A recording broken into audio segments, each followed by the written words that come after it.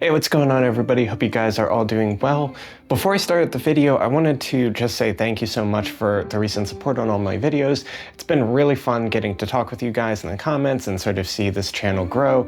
And speaking of that, if you guys are not subscribed yet, definitely make sure to smash that subscribe button, as we're still getting close to 1,000 subscribers, but we're not quite there, and I'd love to have you as a part of the community. But with that being said, let's get straight into the video. So today's video I feel is going to be a pretty controversial one, since I know a lot of you guys have some very strong opinions when it comes to how you play your games. But getting straight into it, is playing on a traditional PC, like a gaming laptop or desktop, really the best way to get your game on these days? Or are handhelds ultimately the way to go? Now, I'm going to preface this a little bit by saying that I've been a primarily PC gamer for the past 8 years or so. And before that, I was primarily an Xbox player. So right off the bat, I think we can all agree that no matter where you stand on the whole laptop/desktop versus handheld debate, both of them blow the Xbox out of the water. But I mention that to say that I'm somebody who has experience. I've been around the PC game for quite a while now. And with that being said, I'm honestly starting to feel like handhelds might be the way to go in most cases, you know, for me at least, and especially at least at the moment. So let me explain. The first point that I wanted to bring up is that handhelds are just so much more versatile than your typical desktop or even your laptops. They're generally going to be pretty small, pretty compact, and they also have built-in controllers, which in most cases is going to be the case. Sometimes, you know, you'll find a handheld that doesn't have built-in controllers, but I feel like they're pretty few and far between. And you know, there's even ones like the Legion Go back there in the background, which have detachable controllers, and so you can do that and reduce your footprint even further to make it even more portable. Another thing is that they're going to be generally a lot lighter, you know, of course, because they're smaller. And so I already hear a bunch of you guys saying, yeah, but my laptop isn't really that heavy. I've got a Razer Blade. And well, you know, to that, I'd say, great, me too. I have a Blade 15 Advanced as a 360 Hz Full HD panel with an RTX 3080, 32 gigs of RAM, and a 5 terabyte storage solution. So unlike your typical gaming laptop, this guy is going to be pretty portable. But with that being said, in comparison with the handheld, all that power isn't actually going to be super portable. So what I mean is that if you try playing a game with this thing on the go, you're going to run into a lot of problems when you use your typical settings. So for this laptop, generally I'm going to be ultra on everything. If the game has ray tracing, it's going to be on. And, you know, if I'm plugged in, I'm getting 90, 100 FPS, you know, really, really playable, really fun. But when I have this thing unplugged, I'm barely getting 15 FPS. Now, why is that? Well, it's pretty obvious. This uses an Intel chip and an NVIDIA GPU, both of which require much more power than the battery alone can provide. So in addition to decimating your battery life, you're also going to have an awful mobile experience because both the CPU and the GPU are vying for the resources that your battery is supplying. So long story short, you need to take your power brick with you wherever you go if you plan to game on this.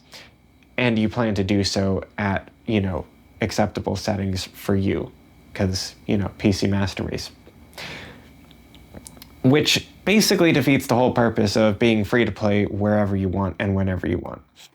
So now, let's say that that doesn't bother you. Okay, so now you're taking an extra 3 pounds of power brick, and what happens when you finally get around to playing your game? Well, you realize that playing anything with keyboard and trackpad kinda sucks. So you'll also need to be carrying around a mouse. So now that's 2 extra things that you need to be packing in your bag just to have a passable experience with the games that you want to play on the go. Now, let's reel this back a little bit and take a look at the handheld side of things. So do you have a Steam Deck? Well, all you need is a deburned kill switch and just toss that baby into your bag, get on the move. You're good to go. You can pretty much play anything that the deck can run without being plugged in, and you'll have exactly the same experience as if it were plugged in. Now, maybe you don't have a deck. Well, get an ROG Ally, Legion Go, whatever AMD-based handheld you got, toss that baby in your bag. Make sure, of course, though, to protect your joystick and the buttons, triggers, all of that stuff. You don't want to be, putting undue stress on all of those things since, they're kind of integral to the whole experience. But you're good to go. So you see that the workflow with handhelds is just so much more simple than with your traditional PC form factors. But you might say, well, I mainly play my games at home anyway, so why do I really care? I don't need to have all of the benefits of being mobile because I just, play video games at home. And I would definitely agree with you. Blade 15 or a spec'd out desktop are going to be absolutely amazing. They're going to totally destroy any of the handhelds out on the market. But graphics aren't everything. And at the end of the day, when I first started playing games in the early 2000s, I used to obsess over graphical fidelity of new games because at the time, graphics were progressing so quickly that the difference between game graphics year over year was just so outstanding. But these days, even playing games on low settings typically looks amazing. And so in some cases, you're even going to be at home. And so in some cases, even when you're at home, you may just prefer to play on a handheld. And particularly if you want to enjoy a quick game while you're laying in bed, or if you don't want to disturb your family or other things like that, there's a lot of use cases where handhelds can be pretty nice. The other thing is that handhelds are going to be typically a lot quieter, so they're going to be less obtrusive in social situations and other things like that, where you just want to play a little bit of a game, around some other people. Now, finally, this is a use case that I just thought about recently. And in some cases, like mine, you live in university housing that for one reason or another doesn't have air conditioning and it's getting to be summertime. So rather than increasing the temperature of your oven, room by 5 or 10 degrees for the benefit of playing your games at max quality on your laptop or your desktop, you can play your games at more conservative settings on your handheld and barely change the ambient temperature at all.